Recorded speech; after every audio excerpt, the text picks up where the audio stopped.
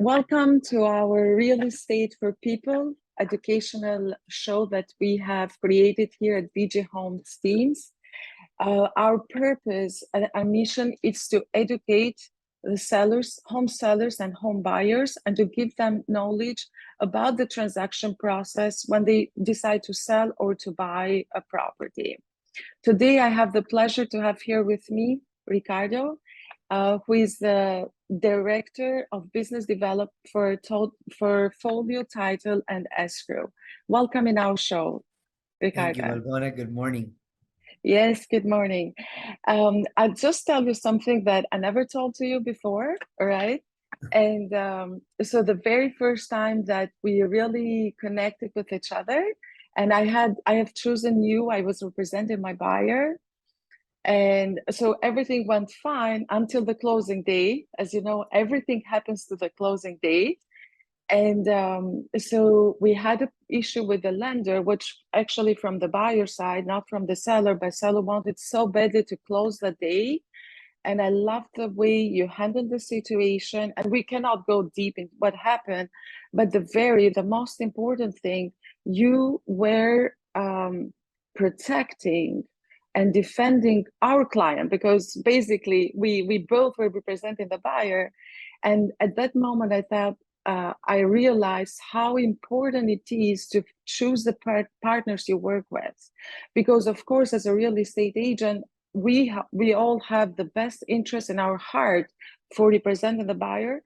But when you see also the second partner or our collaborator partner, so have the same mission and the same objective, so makes you feel fantastically and much better serving to our clients.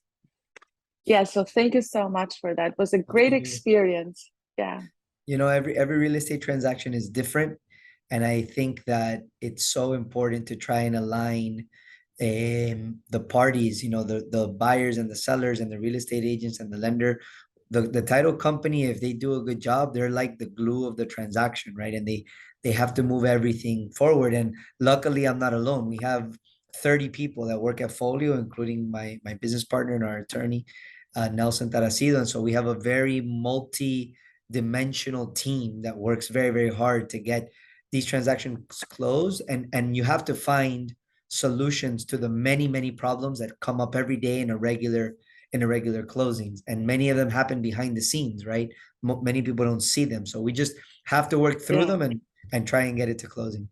Yeah, and that's the reason we are having this interview, because our clients, sellers and buyers, they don't know anything what we do behind the scenes to make the transaction happen. But please introduce Folio Company and how long Folio has been as a company, and your experience in real estate industry. Well, Folio as a brand is not that old. Folio was born about 3 years ago, but we've actually been working on it for over 20 years. One of the founders of Folio, Nelson Tarasido, is one of the top real estate attorneys in Florida, has been working on transactions for over 20 years. And some members in our team have over 25 years of experience working on title. I joined the efforts about 7 years ago, and a few years after that, we decided to form Folio as a separate brand to focus exclusively on real estate transactions and title closings. Up to now, we've been very blessed with partnering with several top real estate brokers and agents like yourself. We work across the entire state of Florida. We have a team, as I said, of 30 people, and we have a couple of things that I think, makes us different from the standard title company. Mostly the kinds of tools and support that we provide the real estate agent who is guiding the client throughout the transaction, but also the amount of education and transparency we provide for the client, right? We do an enormous amount of work preparing the client for closing, and trying to smooth out all those variables that we know that the client might not know about, but that will come up at some point in the transaction. And so I think, that educational piece, that transparency piece, the partnership piece, I think we manage it a little bit differently. And on the title side, we're excellent at what we do. We're not perfect, right? So sometimes we also make Yes. mistakes, but but we try very, very hard. And over the years, we've been rewarded.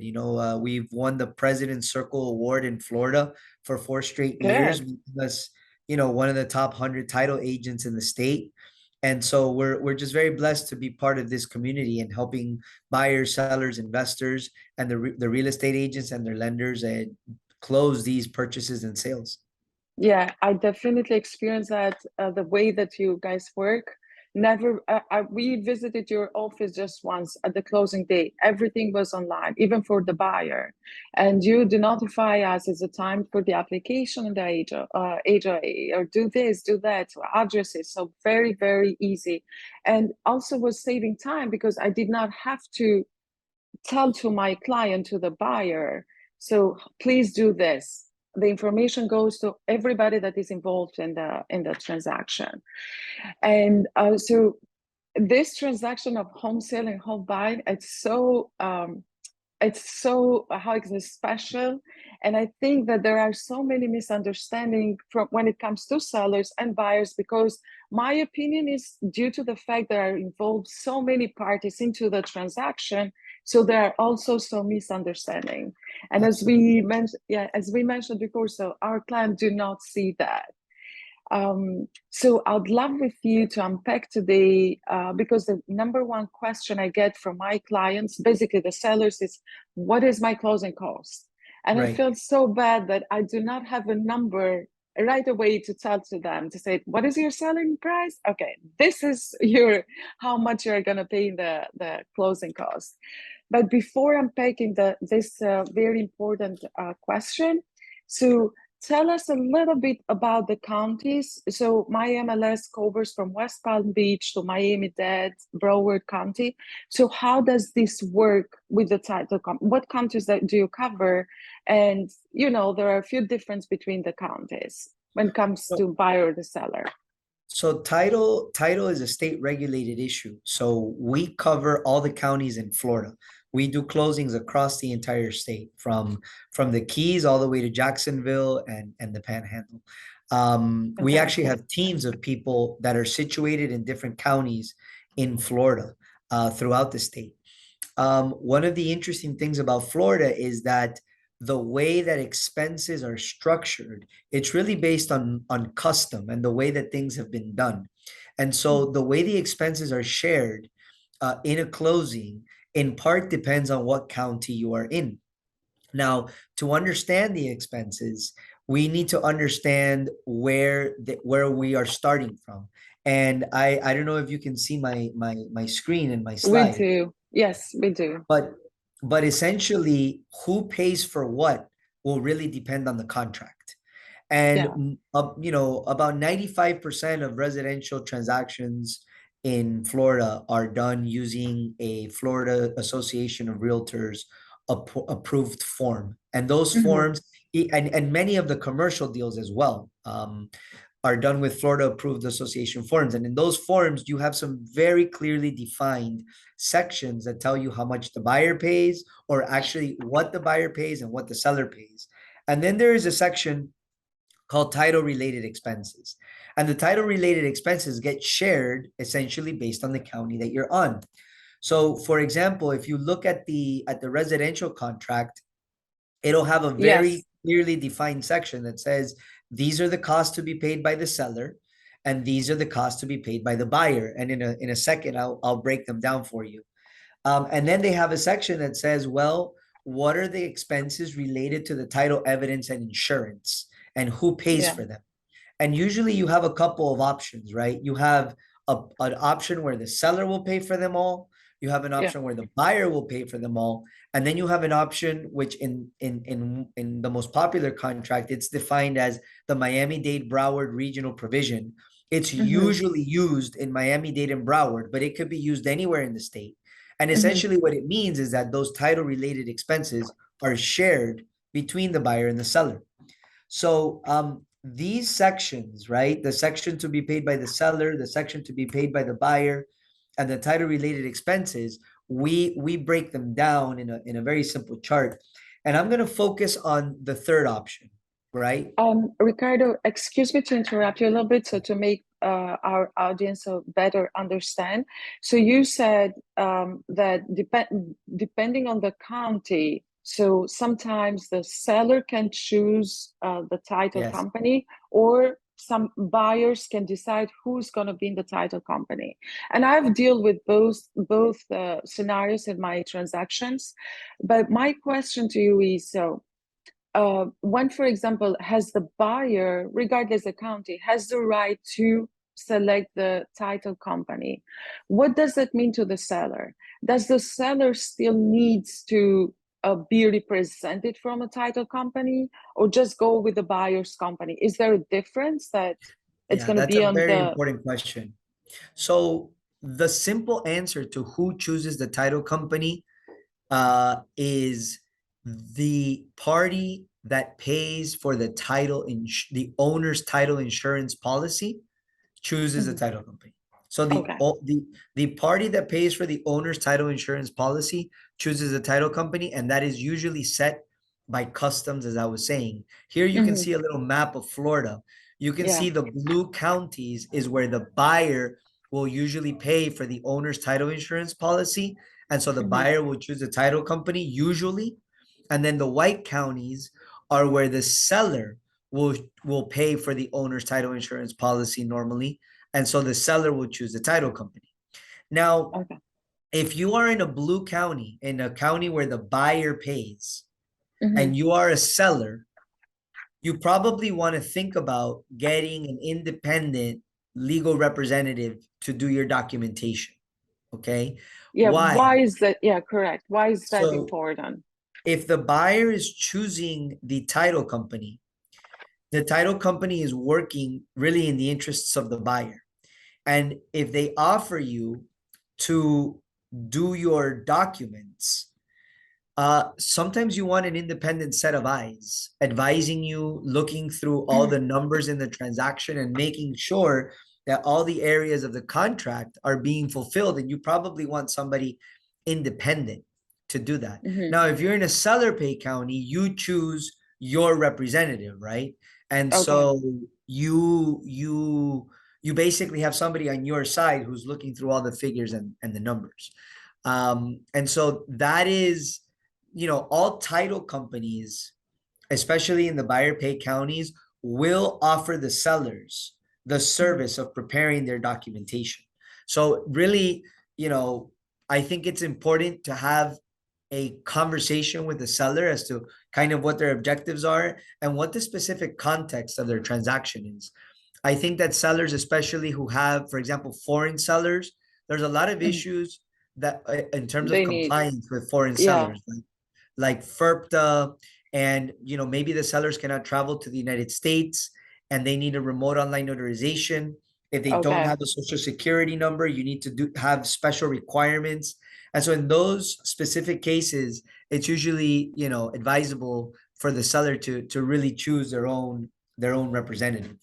Yeah, thank you so much for clarifying that, because it's easier and makes it very, very understandable for the clients, and especially the seller. Buyers, they always are going to go to the title, because specifically when they get a loan, so they will need that, and they want to make sure that they have a clear title, so not any problem with that. So yeah, let's go on. When you were explained before I interrupted you, so what is the seller paying and what's the buyer paying related to the expenses? So remember that we have the three sections, right? The Correct. seller paid expenses, the buyer paid expenses, and the title related expenses. We're gonna do Mhm. an example if you'd like for, let's say, Miami-Dade and Broward. I don't know if the Yes. majority of the transactions are there. So Hmm. usually in Miami-Dade and Broward, we're using this option number 3. And I'm gonna break down into what that means. Hmm. That means that the owner's title insurance policy is paid for by the buyer. Hmm. So the buyer is choosing the title company in Miami-Dade Hmm. and Broward usually. The Yeah. seller is going to pay for the title search and the lien search, right? Okay. Now Hmm. the seller is also going to pay the documentary stamp taxes on the deed. This is a form Hmm. of transfer tax, right? In Florida, all transfers of property have to pay a tax. Yeah. right? The seller is responsible for paying that tax on the value of the property. If there is an association, right, Correct. the Yes. documents required from the association, such as the condominium estoppel, is paid for by the seller. If there's any expenses required to cure any kind of title defect, right, the seller has to pay for that. Why? Because those title issues are coming up on the seller. And Yes. then any attorney fees or representation fees are being paid for by the sellers. So I wanted to walk you through a very quick example, if you'd like, so we can see more or less what the numbers look like. Absolutely. So here's a quick example. So when we're looking at seller expenses, we're trying to provide an estimated seller proceeds, right? Because the seller wants to know, how much money am I going to keep if I Correct. sell? Correct. So we are just diving deep to answer the question, what is my closing cost? Because Right. this is what the seller really, they want to know. They have a selling price and they know they have some expenses and they want to find out what is my final number. Because as we know, seller always pays the commission of real estate Yeah. agents. And they're thinking like, I pay so much commission, the closing costs, taxes, and all that. So what is my number? So I Right. can find out, can I live that with that or not? So yeah, thank you So, so much for that, the so example. more or less, right? Each situation is different, but more or less, a seller is going to end up paying the real estate commissions plus about, 0.75 to 1.5%. So if the real estate commission is 6%, right? Yes. The seller is going to pay in additional expenses about 0.75 to 1.5% of the purchase price. So in total, you're looking at between 6.75, right, and 7.5% of the sale value in terms of expenses. All right. So let's say it's when a seller, my client, asks me what is my closing cost is going to be. So if I understand correctly, you said depends, let's say 0.75 to 1.5%. That's the range in Right. percentage from the selling price. Okay. Plus the commission, right? So Plus if the, the yeah, commission plus the is commission. 6%, if Yeah, the yeah, yeah. commission is 6%, you're going to end up paying about 6.75 to about 7.5. Correct. And why is there a range? Well, some expenses are fixed, right? So the more expensive the property, the lower the percentage of the cost. Other Yeah. expenses depend on the price. So for example, the transfer taxes, which is, the transfer taxes will depend on the county you're in, but let's say that in most of the counties of the state, it's 70 cents for every $100 of value, right? And in Miami-Dade, it's 60 cents for every $100 in value. So the more expensive your property is, the proportionally higher tax you're going to pay. And in a second, we'll talk a little bit about prorations, right? Yes. So you can estimate, that usually the closing cost for the seller, will roughly be 0.75 to 1.5% plus the commissions, right? Obviously, that won't include payoffs that you may have. So if you have a mortgage on the property and you need to pay the Of mortgage, course. obviously you have to add the Yeah. mortgage. If you're a foreigner and you're subject to FERPTA withholding, they are going to withhold a percentage of the purchase price. And when you declare your capital gains tax, if there's any excess, they will return it to you. So it'll depend a little on the situation as well. Yeah. Can you break down the cost that you have in your example? So this is like a Absolutely. Miami-Dade, and the selling price, it's like 430,000 This as is an a example, of course. $430,000 sale price. This is in Okay. Miami-Dade County, which is important because this parameter is what allows us to calculate the correct transfer tax. The closing date is an important parameter. This is an important parameter for the simple reason that we need to pay the proportional amount of property taxes that we owe in the year. So the seller Okay. is going to pay a proportional amount of property taxes using last year's property taxes as a base. So if last year you paid, $365 in property taxes, that's about $1 a day, correct? In property taxes. Yes. So if you sell this year and this year you were the owner of the property for 200 days of the year, you're going to pay $1 times 200 days. Proportionally, you're going to pay $200. Correct. Yes. Right? That's what is called the proration, right? The proration is where you take a bigger amount and you divide the cost by the number of days that you're responsible for. So this also happens, for example, in an association. If you're selling a condo and the condo charges, let's say $30 a month, essentially every day the condo charges you $1. So if you sell your property on day 25 of the month, but on the first day of the month you paid all $30, you're really responsible for only 25. So in the closing, the buyer is going to give you back the $5 that you overpaid because they're responsible for those $5. So those are called the prorations, where you proportionally calculate a percentage to the buyer and to the seller. And all that you need to include in what is called the estimated seller proceeds, right? So here, we take last year's taxes, right? And then we figure out if they're subject to a foreign withholding. In this case, they're not. No. And so basically, in this case of $430,000, you have a document preparation fee. This is the fee that you pay to prepare all the documentation as a seller in the transaction. This is the fee that if you're a seller and a title company will offer you to do your documents, right? So you're going to pay this amount more or less, whether you use the title company of the buyer or whether you get your own representation. And this is why I said sometimes it makes sense to get your own representation, because you're probably going to pay more or less the same. Yes, more or less the same, but on top of that, so you are represented. You have somebody to have your back if something, because so with the transaction in real estate is like everything it's fine, but when something happens, so this is that you really need. But most of the clients, they do not see that. They probably sold the property before and everything went fine. But what happened when something happens? So you don't want to, that's correct. Yeah. Well, the other thing, Valbona, is that's very common is that the client has bought properties, but hasn't really started selling them.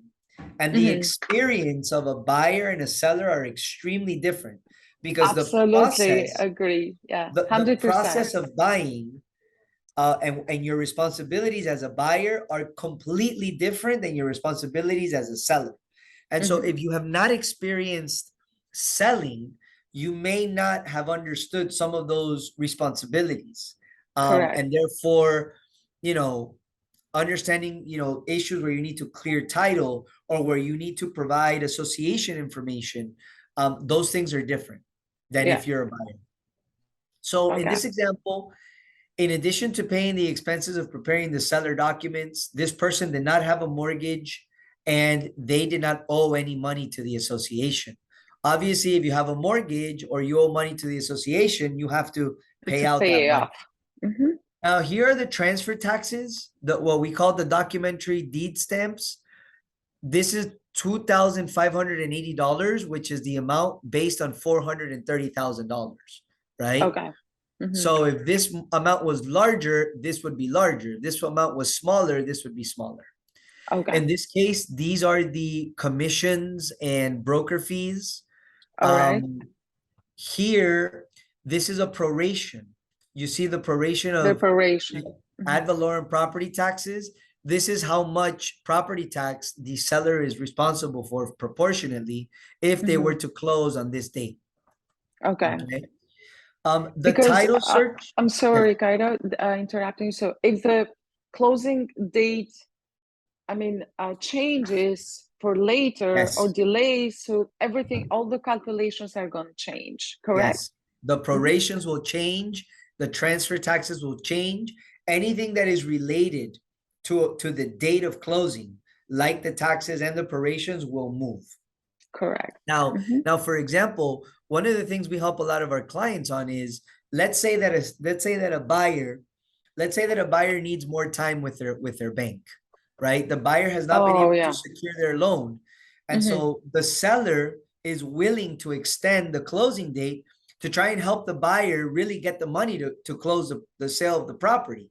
The problem is for the seller, if they continue to extend the closing date, they are paying for more expenses in the future. Expenses, correct. So one potential negotiation is to tell the buyer, yes, I'll extend, but the prorations and the expenses, we will leave them as of the original date of closing. So the buyer will pay proportionately more as if they would have closed on time.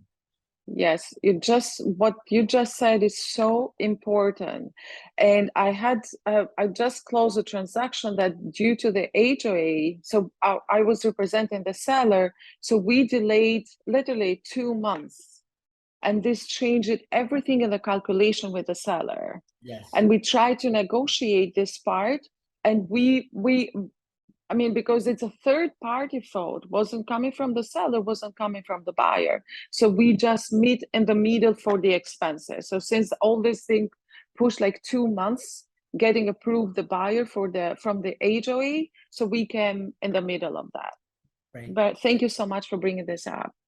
So in this case, the title search and the lien search, these are seller expenses. Why are they seller expenses? Well, like we saw in the graph, here is the title search and the lien search, correct? Correct. And so Yes. these are seller expenses because the option that was stated in the contract was option 3. So this is how we're breaking that down.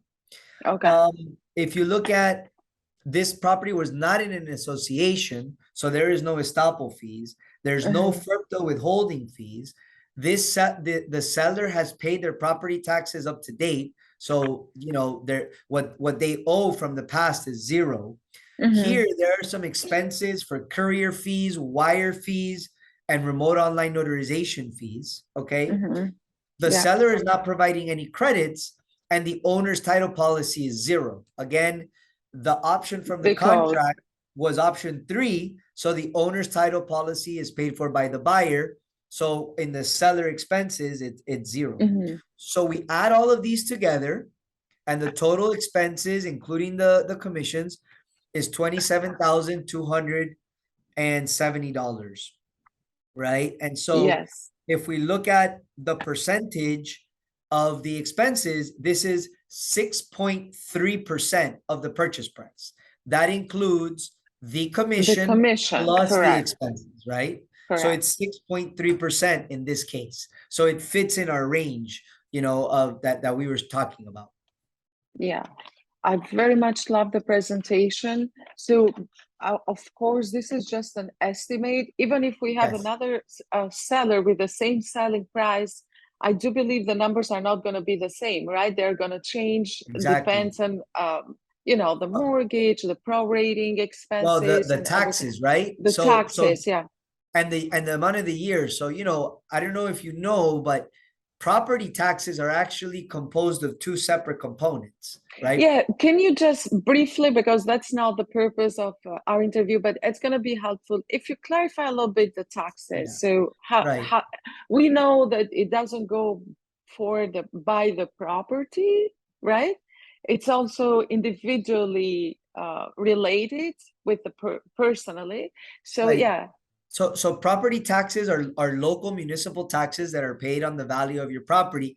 And depending where your property is located, your property tax rate will vary, right?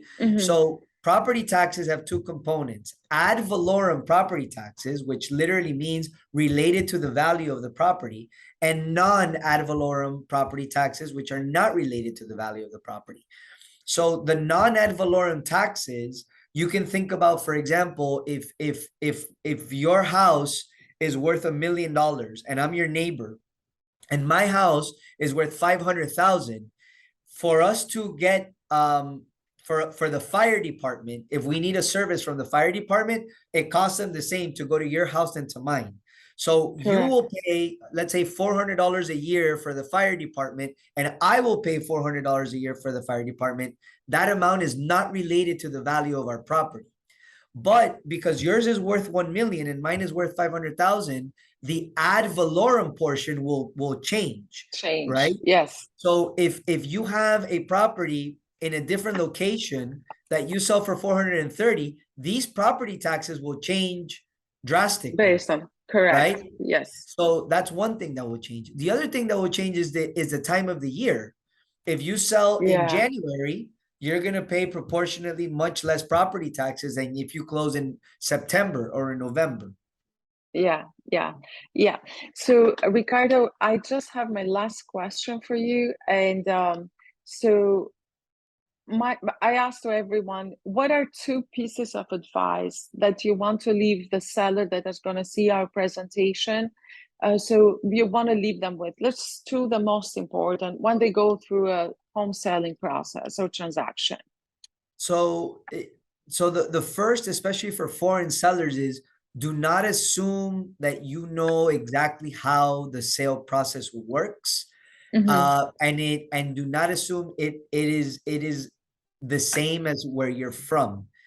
That basically means that you really want to ask a lot of questions at the beginning of the transaction so that you can prepare yourself, especially with understanding your responsibilities and the logistics of the transaction, right? Mm-hmm. That is really important. And then number two, I always highly recommend that they review the contract with their real estate agent and their attorney, so that they can understand what they're committing themselves to. Correct. There's a lot of misunderstandings when you assume that you spoke about something, but if it wasn't in the contract, then you get these surprises, and you want to know why. So I think that having an initial conversation with people like Balbona and myself, we can help you understand what you may not know, and that'll just give you a lot more power and leverage in the transaction, and it'll hopefully make the transaction a lot smoother. Yeah. So for my audience and people that might want to contact you and get a second opinion or any question they might have, what's the easiest way to contact and find you? So I think the easiest way to contact and find me is to our email, ricardo@foliotitle.com. And this Mm-hmm. number right here is gold because this is my cell phone and my WhatsApp. So Fantastic. I usually talk to the clients through my cell phone and through WhatsApp, and I'll connect them to my team.